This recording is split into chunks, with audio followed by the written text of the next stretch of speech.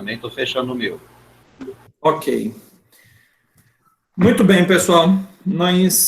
Então, para que vocês possam continuar caminhando na linha aqui das aulas, nós fizemos uma abordagem histórica ontem, e dentro dessa abordagem histórica, colocamos aí os pontos que consideramos como relevantes para citar as pregações ao longo dos tempos e das épocas. Porém, hoje, nós nos detivemos às mensagens neotestamentárias. Como não daria para fazer isso ontem, ainda é dentro do mesmo ensino, dentro da mesma dinâmica, dentro da mesma situação de uma análise histórica. Só que a análise histórica desta feita, ela foi realizada com base no conteúdo do sermão, ela foi feita de forma indutiva, então os irmãos puderam estar trabalhando, sendo conduzidos, porque é bom descobrirmos a partir da Bíblia, porque, como eu disse, essa matéria é uma matéria prática, é de pregação. Então, de forma prática, vocês precisam exercitar para que vocês possam assimilar o conteúdo e aprender a fazer sermões. Inclusive, vai chegar um momento próprio que nós vamos ter na nossa aula os tipos de sermões, vocês vão ter que fazer esboço. Então, o sermão, ele precisa ser produzido. Ele não pode ser copiado da internet. Ele não pode ser copiado de outro pregador. Então, nós precisamos ter essa mente despertada, aquilo que é chamado de mente homilética, para que a gente possa, mesmo pegando um comentarista aqui, que já trabalhou com o texto bíblico, mesmo trabalhando com algumas ideias, nós temos que ter criatividade para a formulação do nosso sermão, a fim de que possamos produzir um material de pregação adequado, ok? Então, nós fizemos isso hoje. Trabalhamos com os 3 sermões e vocês trabalharam aí comigo dentro desse norte que nós propusemos aqui para vocês. Agora, nós temos ainda alguns minutos de aula e eu gostaria de falar mais sobre os elementos que devem nos levar a sermos pregadores adequados nas mãos do Senhor, ou seja, o perfil que um pregador precisa ter. Então, agora nós não vamos nos deter mais na história, nós não vamos nos deter mais em um sermão, nós vamos abordar agora os aspectos que envolvem o pregador. Então, a primeira coisa que nós podemos falar e que devemos falar é que um pregador, ele não é um profissional. Então, guardem isso muito bem aí. O pregador, ele não é um profissional. Nós não fomos chamados por Deus para pregar a fim de termos algum recurso monetário. Quando olhamos para as Escrituras, nós não encontramos um perfil, uma mentalidade de um profissional. Pelo contrário, nós somos discípulos do Senhor e nós anunciamos a mensagem do Senhor. Isso não quer dizer que um pastor ele não possa ser assalariado. O próprio apóstolo Paulo, ele disse que nós não devemos atar, citando inclusive o Velho Testamento, em um momento em que ele cita o Velho Testamento, nós não devemos atar a boca do boi quando ele está pisando o trigo. Então, isso o apóstolo Paulo vai dizer na segunda carta aos Coríntios, dizendo que o Antigo Testamento está falando isso para nós que somos pregadores da verdade, e isso quer dizer que o obreiro é digno do seu salário. Mas não é isso a questão.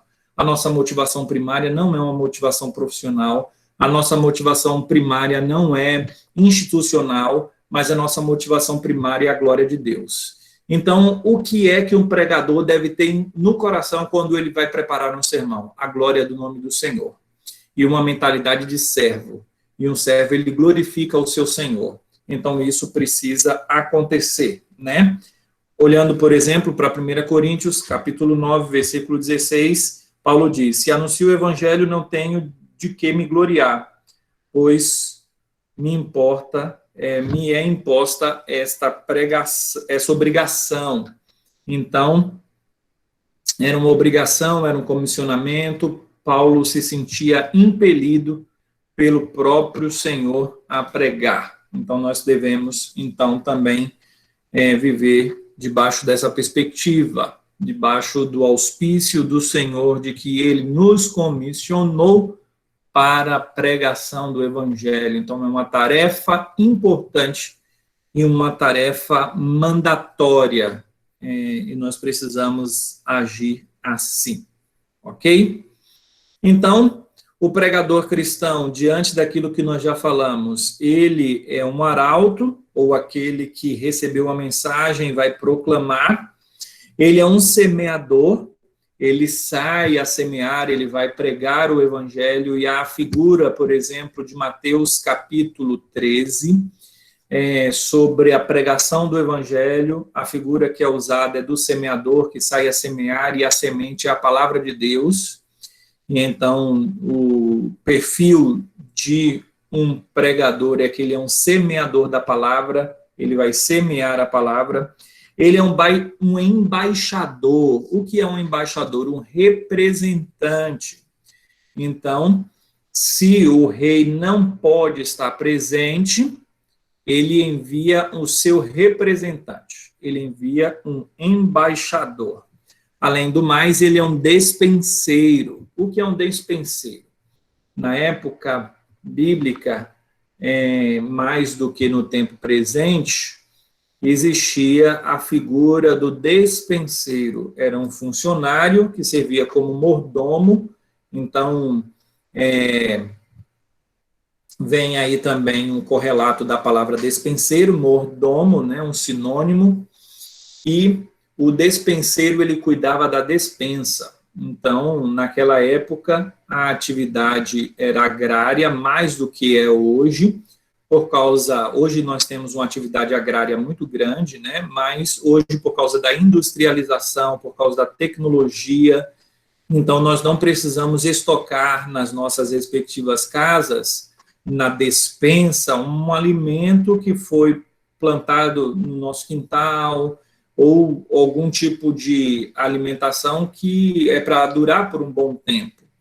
Naquela época, não. Naquela época, precisava guardar na despensa uma comida que deveria nortear a família numa alimentação adequada, saudável, por um bom tempo. E aí tinha aquela pessoa que cuidava da despensa. E o interessante é que ele administrava, mas ele não era o dono. Então, a Bíblia diz que o que se requer dos despenseiros é que cada um deles seja encontrado fiel. O que esse texto bíblico quer nos dizer? Ele quer nos dizer que nós precisamos receber aquilo que nos foi dado e administrar adequadamente. Nós não podemos, então, surrupiar aquilo que não nos pertence. O despenseiro, ele precisa ser fiel. Então, como mensageiro da palavra do Senhor, nós precisamos ser fiéis, porque o patrão que nos comissionou, o Senhor Deus, que nos deu os recursos, que nos deu aquilo que nós temos, que foi dado por ele, então nós precisamos administrar os mistérios de Deus de forma adequada, de forma salutar. Então, você pode encontrar, por exemplo, 1 Coríntios, capítulo 4, versículo 1 e 2, falando sobre a figura do despenseiro e da sua fidelidade em repartir entre a família de Deus aquilo que ele recebeu. Então, a nossa despensa é a Bíblia, é a Sagrada Escritura, ou Sagradas Escrituras. E nós precisamos ser fiéis à Bíblia. Então, nós temos que estudar, nós temos que ler bastante, nós temos que interpretar adequadamente, nós precisamos ser fiéis ao chamado do Senhor Deus como pregador da justiça. Além do mais, ele é um pastor, né? E como pastor, ele cuida da ovelha. O pastor conduz a ovelha aos pastos verdejantes, para que dali ele possa ter alimento. Então, nós orientamos, nós cuidamos, adequadamente do rebanho pelo qual o Senhor nos constituiu pastores, bispos, para pastorearmos a igreja que o Senhor comprou com precioso sangue. E então, nós precisamos entender que a comunicação, a pregação está relacionada à palavra. A Bíblia é o nosso canal máximo, o canal revelatório do Senhor Deus para a anunciação dos mistérios e dos desígnios do Senhor. Nós temos a figura bíblica da inspiração. O que significa inspiração? Deus inspirou os autores bíblicos. Nós temos aí 1.600 anos de separação entre o primeiro escrito bíblico por Moisés e o último escrito bíblico que foi feito por João, na ilha de Patmos, o livro de Apocalipse. Então, nós temos um espaço de tempo de 1.600 anos entre o primeiro escrito e o último escrito. E entre esses dois escritos, nós temos vários outros escritores bíblicos. Deus inspirou para que eles não se contradissessem. Por quê? Porque é a palavra de Deus. Então, a palavra de Deus, ela é infalível, ela é inerrante, e é a partir dela que nós proclamamos a verdade do Evangelho. Então, nós precisamos ter o conceito de inspiração, inerrância, suficiência das Escrituras bem alicerçado e, então, defendermos esses pontos para a edificação da igreja e para a conversão de vidas. Isso, portanto, implica em ter a ciência de que Deus, ele se revelou ao ser humano, e quando ele se revelou, ele inspirou homens para que estes homens eles escrevessem exatamente o que Deus queria. É falado, por exemplo, em inspiração plenária. O que significa inspiração plenária? Significa que Deus, de forma plena, completa, cabal, ele revelou exatamente o que ele queria. Em todos os aspectos, em todos os detalhes, ele não deixou nada de fora. Quando Deus disse o que queria dizer, inspirando os seres humanos, eles falaram inspirados por Deus, ainda que Deus respeitasse a individualidade de cada escritor, mas ainda assim foi da vontade de Deus que fosse exatamente daquela forma. Então, cada vírgula, cada ponto, cada e, cada conjunção, cada aspecto da revelação está na sua totalidade associada à vontade de Deus. Então, nós precisamos entender isso, nós precisamos observar esse ponto como fundamental para a pregação. Então, isso é necessário dentro do aspecto anunciação da palavra de Deus. O que é necessário? O conhecimento da palavra, da revelação, para que possamos anunciar adequadamente. Então, nós precisamos entender os aspectos vitais na vida do pregador, aquilo que é essencial. Vida de oração. Ele precisa orar, ele precisa buscar a Deus, ele precisa conhecer a palavra, ele precisa ler a palavra. Vida de oração, contato com a palavra. Vamos supor que você seja um pedreiro, né? Como é que você vai levantar um muro se você não tiver as ferramentas próprias para o seu serviço? Você não tem uma colher de pedreiro, você não tem nada para medir, nem aquela linha, nem trena, você não tem nada, né? Você chega lá, não tem nenhum preparo, não tem nada adequado, e de repente, chegando ali, você, em uma igreja, em uma congregação, ou em qualquer lugar, você é convidado para pregar. Como é que você vai pregar se você não está preparado, se você não tem conhecimento, se você não labora em cima do conhecimento da palavra de Deus? Você não vai conseguir, então, pregar adequadamente, você vai falar aquilo que você pensa, né? E aí nós vamos entrar no campo do achismo. E hoje em dia, isso é muito comum as pessoas falarem o que pensam. O interessante é o seguinte, quando a gente olha para os campos dos saberes, nós pensamos o seguinte, na advocacia, na medicina, na farmacologia, em qualquer área do saber, em qualquer área do conhecimento, a pessoa precisa ser versada, precisa estudar e precisa conhecer para poder se posicionar e falar.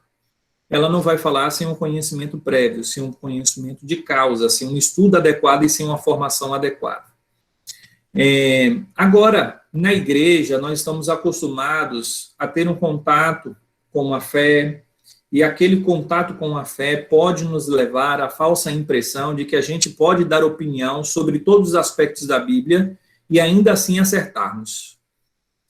Nós precisamos entender o seguinte, existem regras de interpretação, a hermenêutica caminha junto com a homilética, nós precisamos respeitar essas regras de interpretação, nós precisamos estudar, nós precisamos defender algo com base em um conhecimento prévio e não com base em suposições.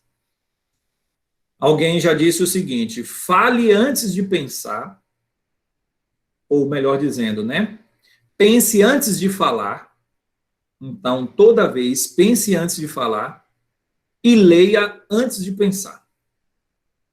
Então, o que isso quer dizer? Isso quer dizer que muita gente fala sobre algo que nunca leu, que nunca estudou. E muitas pessoas falam sem pensar. Então, nós precisamos olhar para a Bíblia, nós devemos ser o povo da Bíblia, da leitura, do conhecimento, da dedicação. Então, eu vou ler o texto, não vou tirar conclusões precipitadas do texto, nós vamos falar o que outros já disseram, porque a interpretação é única, nós falamos um pouco sobre isso na terça-feira. Nós precisamos entender o seguinte, alguém já disse que nós somos papagaios de Deus. O que isso quer dizer? Que nós só repetimos o que Deus disse. Então, nós devemos tirar da nossa mente, do nosso coração, a ideia de que nós devemos trazer coisas novas, novas revelações, novos conhecimentos. Sim, nós precisamos, como a pregação, na arte de pregar, trazer elementos aplicativos diferenciados. Ok, a aplicação ela é multivariada, mas a interpretação ela é única, falamos isso na terça-feira, né? Então, eu preciso, com esta realidade, ter uma mente homilética. O que significa ter uma mente homilética? Um conceito novo aí para você.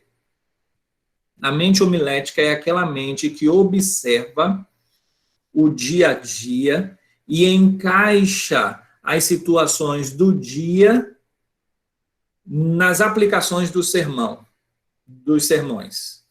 Então, eu estou, por exemplo, pensando sobre o Salmo de número 3, um exemplo aqui, né?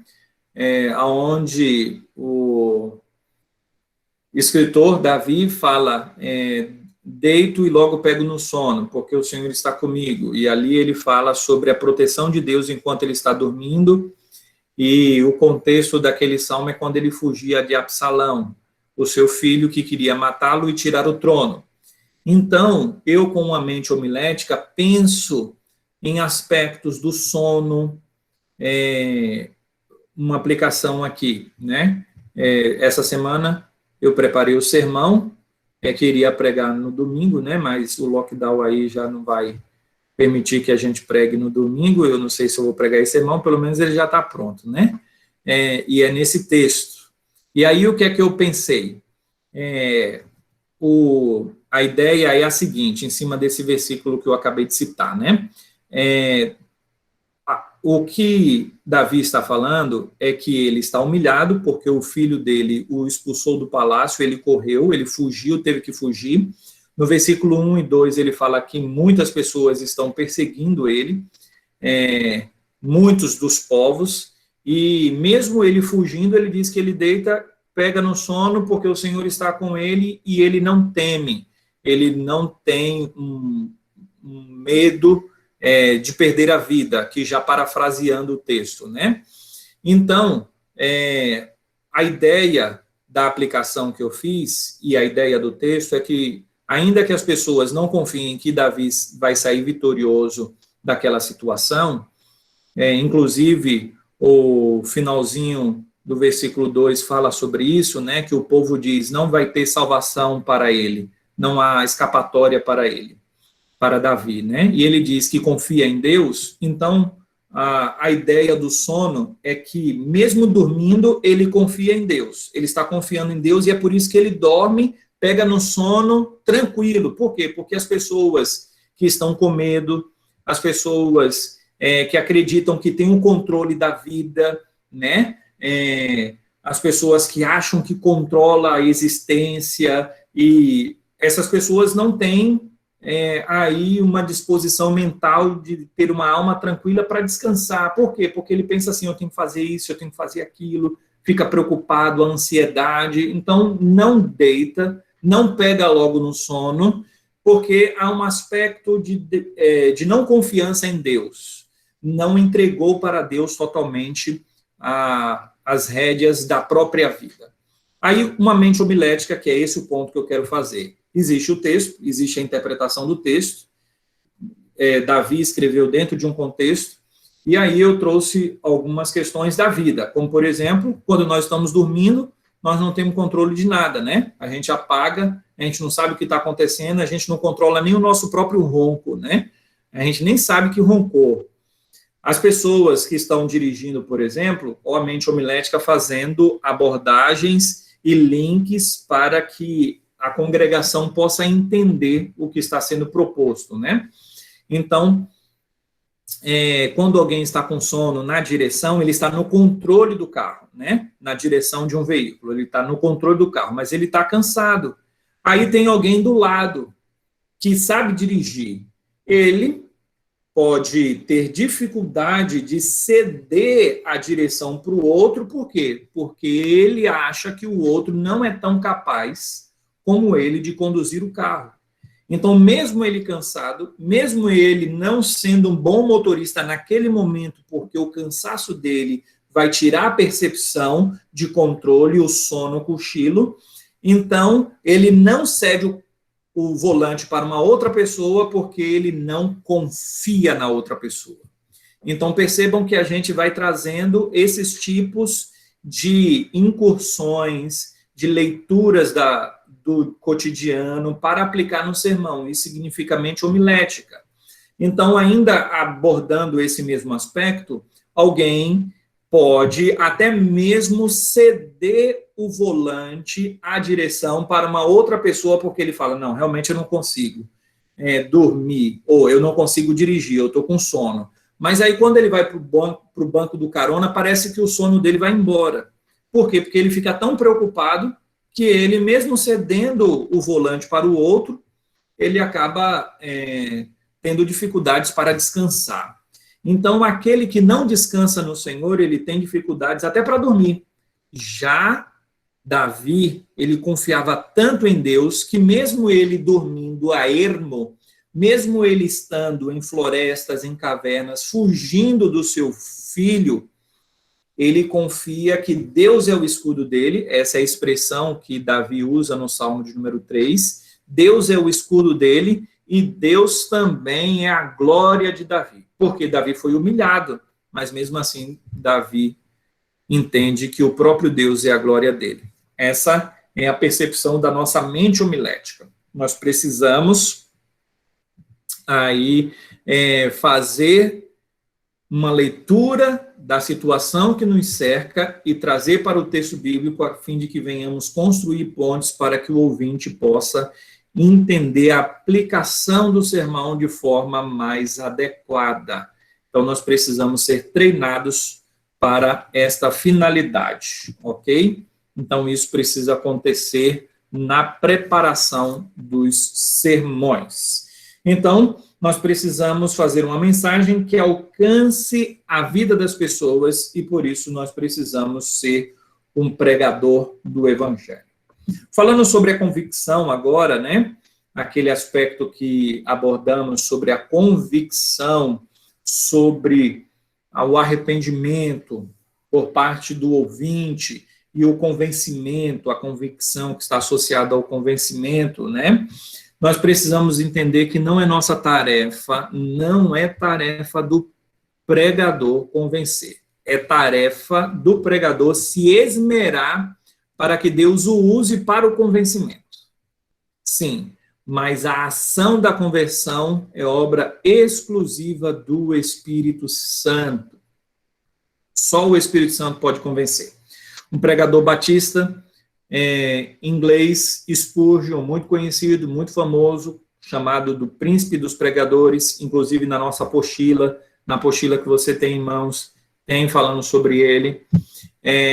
Ele disse o seguinte: se você tentar convencer alguém pelas suas próprias forças, pela sua própria capacidade, para que ela venha se converter, é a mesma coisa, igual, o símbolo de igual, sinônimo de você tentar fazer com que o leão se torne vegetariano. A mesma coisa. Qual a possibilidade de você conseguir tornar um leão vegetariano?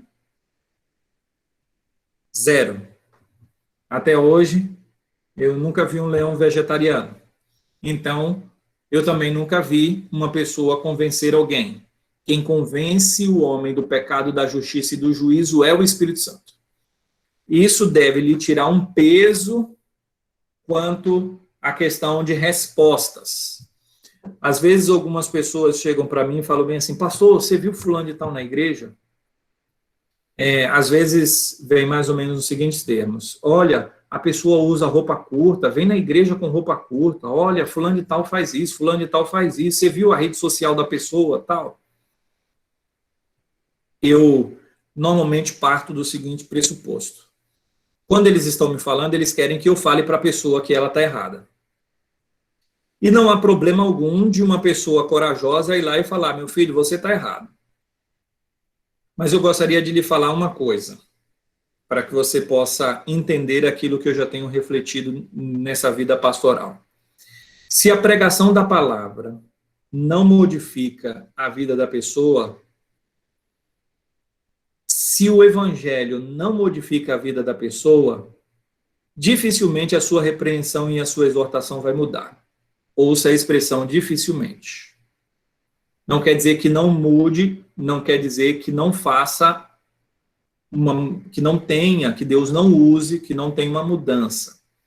Mas nós temos a tendência de achar que simplesmente pelo fato da gente ter conversado com uma pessoa, já resolveu a situação dela. Nós precisamos entender o seguinte: existem situações e situações. O que eu quero dizer com isso? Existem pessoas que podem estar erradas e elas precisam realmente de um direcionamento mais particularizado. Porém, nós estamos vivendo em uma sociedade onde o mundo padroniza mais as pessoas do que a própria palavra de Deus.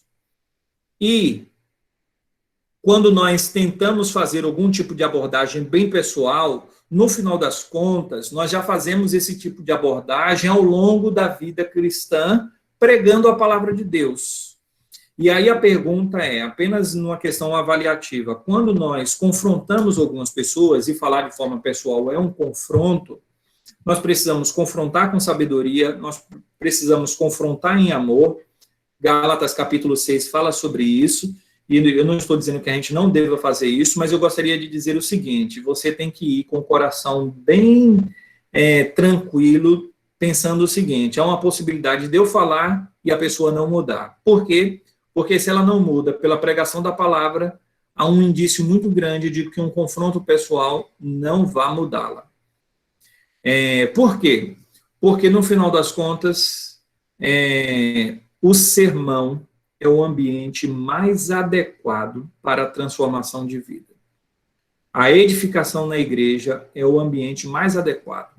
O discipulado também surte esse efeito, mas o ambiente do culto público, da adoração ao Senhor, da pregação da palavra, deve fazer a diferença na vida da congregação. Então, existem pessoas que sabem que estão erradas, mas elas não querem mudar, e elas não vão mudar por causa que é o pecado que elas admiram, é o pecado no qual elas estão envolvidas. Elas precisam de maturidade cristã, elas precisam que a palavra, que é uma espada de dois gumes, a convença do pecado. Então, nós precisamos entender que é o Espírito Santo quem vai convencer, e nós não podemos colocar um peso sobre as nossas costas. Que peso eu estou falando? Eu não consegui convencer a pessoa. Às vezes, no aconselhamento, isso acontece também. A gente pensa assim, poxa, eu fiz de tudo, mas não consegui ajudar aquela pessoa. Não é sua tarefa resolver o problema dela. A sua tarefa é ajudar. Mas só a pessoa pode lutar contra o pecado, ouvir a palavra de Deus e, através da ação do Espírito Santo, mudar. Então, a nossa tarefa é pregar a palavra e não pense assim, poxa, eu fiz de tudo para que aquela pessoa se convertesse e ela não se converteu. O que foi que eu fiz de errado? Não pense assim. Pregue a palavra e seja fiel.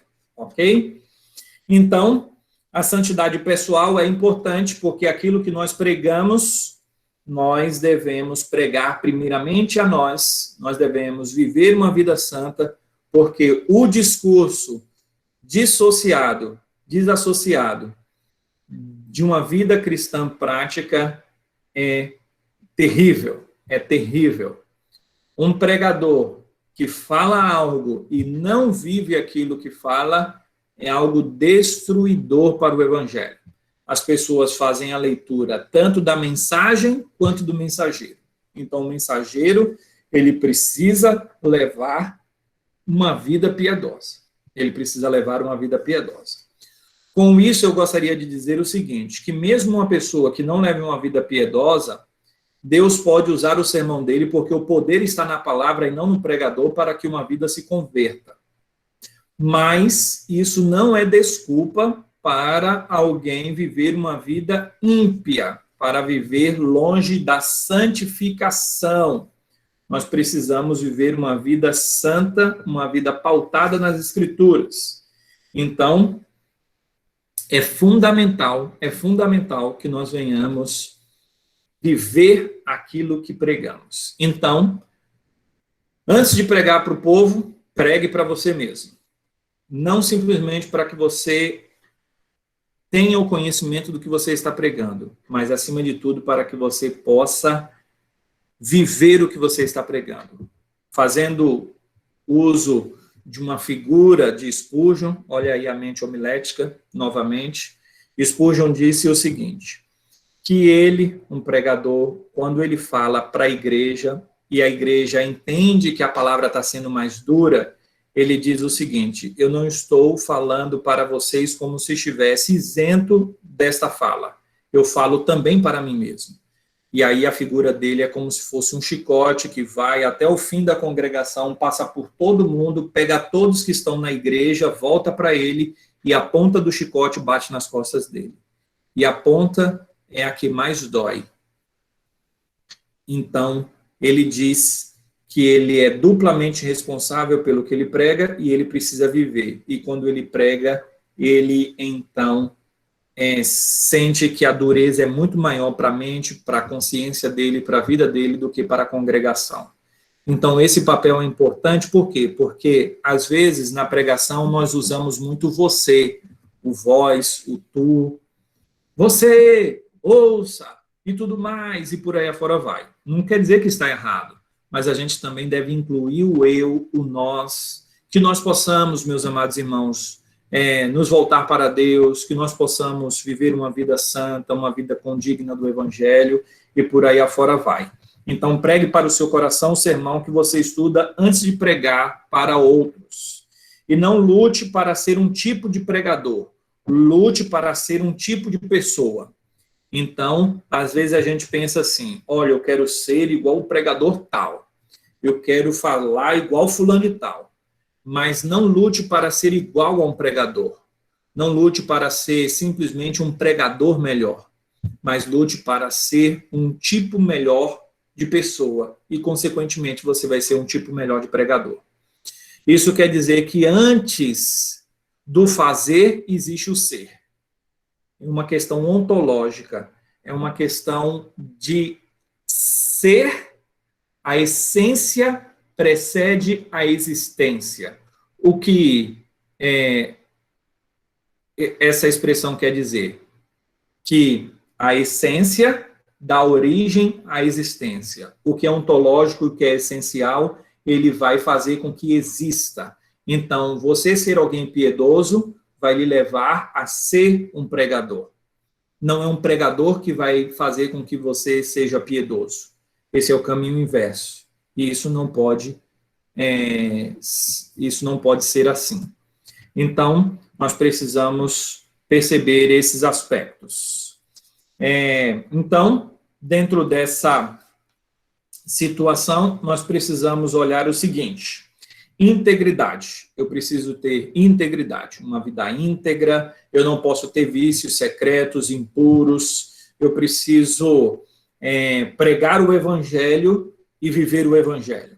Eu preciso sinceridade. Então, a gente não pode ser apressado em conclusões, nós não devemos tentar passar para a congregação que nós não somos. Então, tem pessoas que fazem muita aplicação sobre o eu nos sermões. Olha, meus amados irmãos, eu uma vez encontrei essa situação e aí venci. Ele se coloca muito no sermão. No final das contas, ele não está sendo sincero. Sabe por quê? Porque eu duvido que ele vai colocar um exemplo de um pecado crasso que ele cometeu. Ele não vai chegar e falar bem assim: meus irmãos, olha, eu estava nesses dias aí para trás, muito atribulado, minha esposa falou comigo, eu gritei com ela e xinguei um palavrão. Foi terrível, meus amados irmãos. Que Deus tenha misericórdia de mim. Ele não vai falar isso. Ele sempre vai falar algo mais no sentido triunfalista, do que ele fez de correto.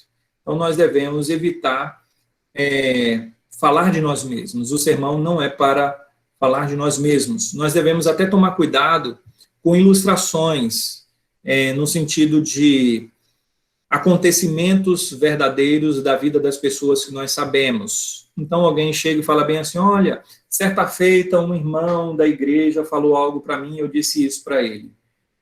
A pessoa vai pensar bem assim: poxa, eu não posso nem conversar com ele, que ele vai falar para todo mundo o que eu falei para ele. Ele não falou meu nome, mas eu não me senti confortável. Então, nós precisamos tomar cuidado com os exemplos, precisamos ser sinceros, tanto quanto a nós, quem nós somos, quanto ao que as pessoas pensam e falam de nós. Nós precisamos de fervor e eloquência. O que isso quer dizer? Isso quer dizer que nós precisamos falar de forma árdua, com amor, com paixão. Alguém até já disse que ou você coloca fogo no seu sermão, ou você joga o seu sermão no fogo, né? No sentido de que você ou prega de forma fervorosa, ou então você pega o seu sermão e joga ele fora. Então, a ideia é que nós precisamos falar com amor, nós precisamos falar com convencimento. Imagine alguém falando bem assim: olha, meus irmãos, a vida cristã é maravilhosa. Como a vida cristã é boa. Eu gosto tanto da vida cristã. Ela é maravilhosa. A pessoa vai olhar e falar bem assim: eu acho que ele está falando a verdade, mas não me convenceu muito, não. Não, a vida cristã é algo magnífico, meus amados irmãos. É algo fantástico. E aí os argumentos para defender esse seu ponto precisam ser efusivos, de alegria, de satisfação e de prazer. E isso está relacionado à eloquência, né? O pregador, então, deve crer no que fala e ele deve, então, entender o sentido daquilo que ele diz, né? E ter o sentido daquilo que ele diz também é sentir o que ele diz. Ele precisa estar sentindo. Ele não pode simplesmente falar como se fosse algo abstrato, longe e fora dele, né? Então, isso precisa estar presente no conteúdo do sermão dele. Ele precisa de coragem, né? Ele precisa ir e anunciar com intrepidez.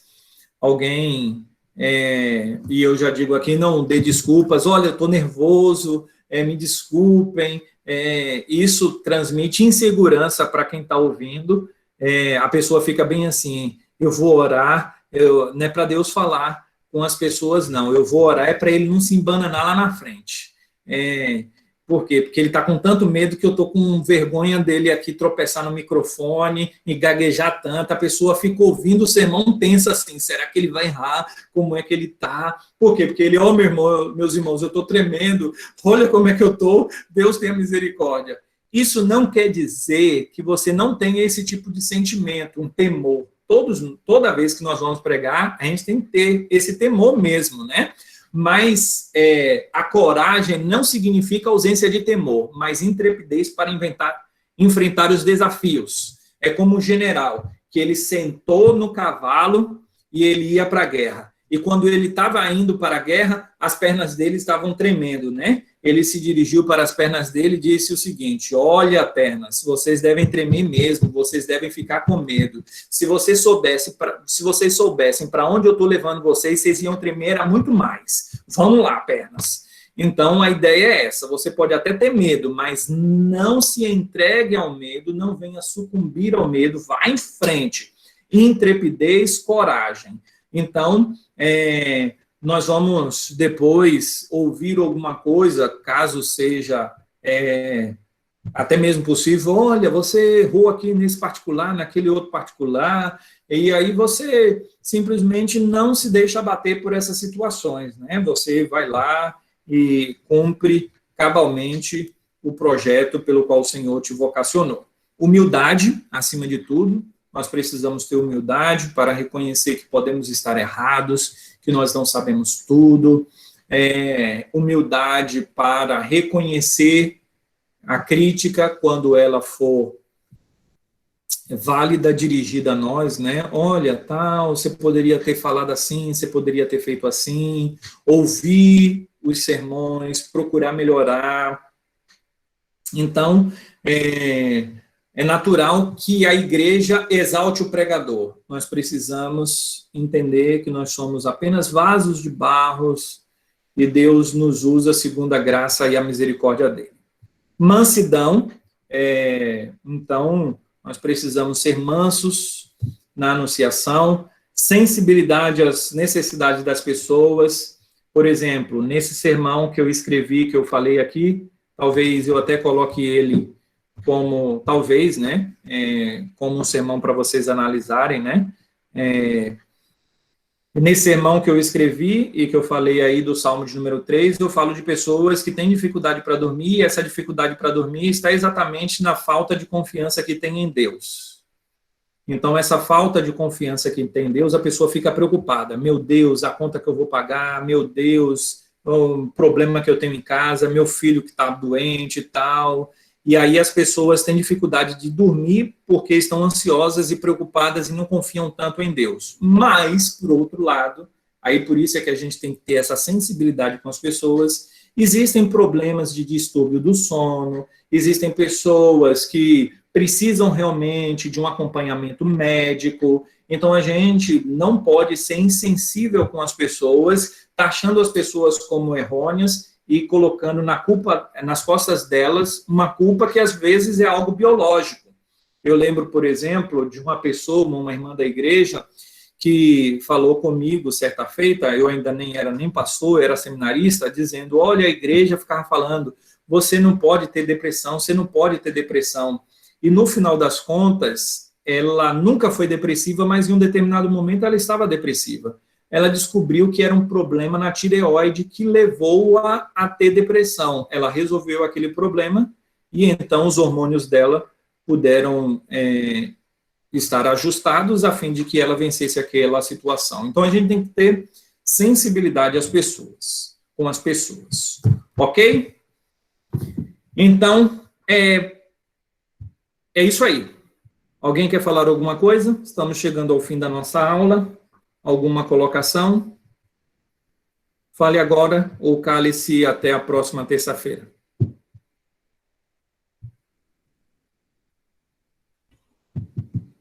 Alguém? Ninguém? Ok. Pastor? Vai lá, Marcelo. Excelente aula, professor. Excelente aula. Eu nem vi a hora passar. Não acredito que já são 10h30. Obrigado. Obrigado. Oi, pastor. Vai lá, Marcelo. É só uma...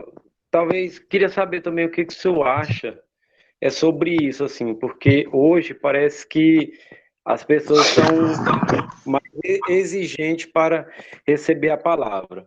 Então, assim, como por exemplo, lá nos tempos mais antigos, é o que a gente estava falando das pregações, Pedro lá foi 3.000, daí o outro lá foi nenhum, e o Paulo já foi alguns. Aí, hoje, assim, parece que na medida que vai passando o tempo, vai ficando mais difícil, sabe, de convencer a pessoa, assim, não de nós convencer, né, do Espírito Santo convencer a pessoa, talvez por a pessoa estar dura demais, assim. À medida que vai passando o tempo, parece que está mais difícil de uma pessoa se converter, sabe? Queria ver o que o senhor acha sobre isso, dos tempos antigos, dos tempos de hoje, mais ou menos isso daí. Ok, vamos lá, Marcelo. Existem várias situações para esse caso. Por quê? Porque nós estamos analisando o nosso tempo presente. Então, analisando o nosso tempo presente, cada contexto é um contexto. O contexto brasileiro, o contexto islâmico, por exemplo. Então, existem razões de hoje ser a forma como é, e a gente não tem uma resposta única, né? Uma resposta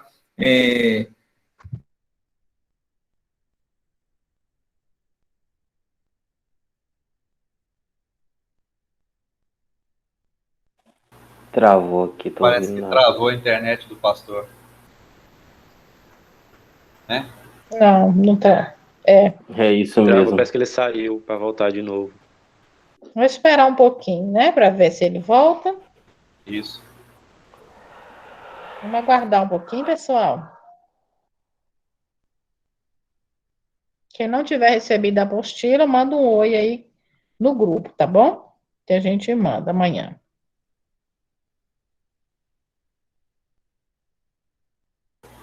Pessoal, aproveitando o ensejo, para a próxima semana será outro link, tá? Aí eu vou pedir que vocês fiquem atentos ao grupo, tá bom? Professor, seja bem-vindo novamente.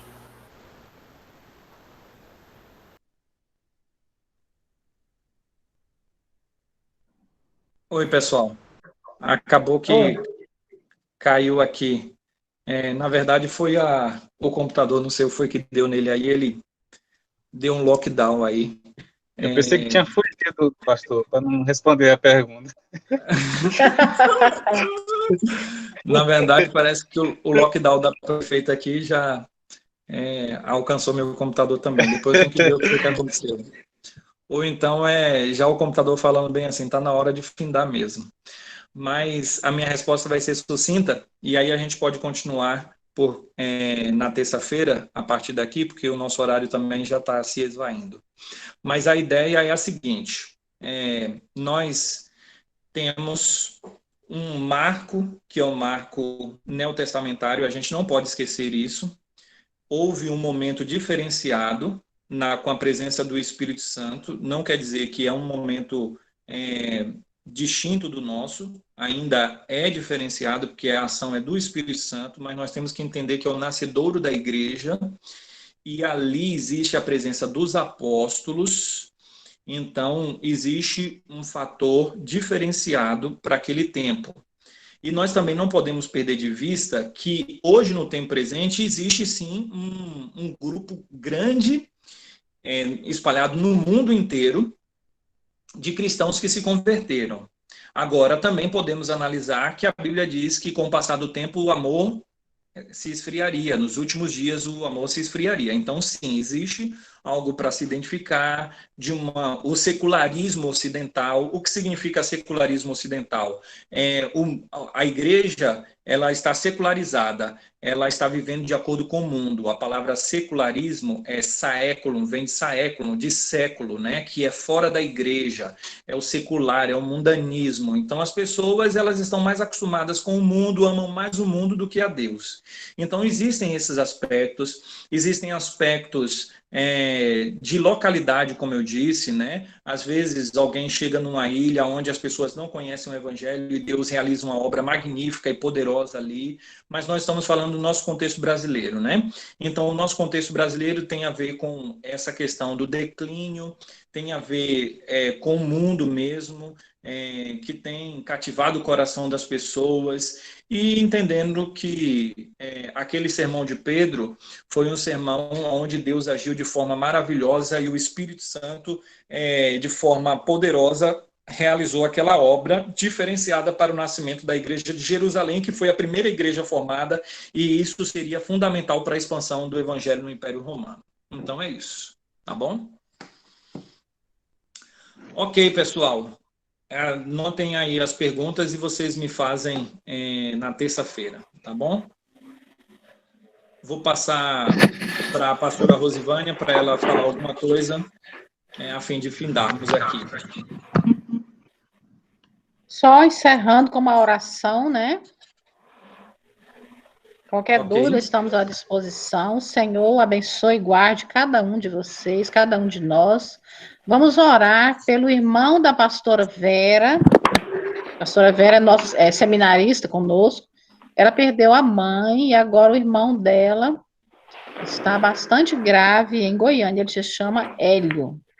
Eu peço oração pelo Hélio, irmão da pastora Vera, nossa colega, tá bom, queridos? Senhor, abençoa, Pai, a cada um de nós agora. Nós te louvamos e glorificamos por essa maravilhosa aula, pela vida do nosso professor, pela vida de cada seminarista. Nós somos gratos, Deus. Intercedemos pela cura, pela restauração dos pulmões, da saúde do Hélio. Que tu, ó Deus, em tua infinita misericórdia, possa visitá-lo ali em Goiânia, Deus, e restaurar ele por completo, Senhor. Assim, ó Deus, nos despede em paz, nos despede com saúde agora, Senhor, e nos abençoa nesse final de semana, no nome de Jesus. Amém, amados? Bom descanso para todos. Deus abençoe. Quem não recebeu a apostila, enviaremos amanhã. Ok? Então, até terça.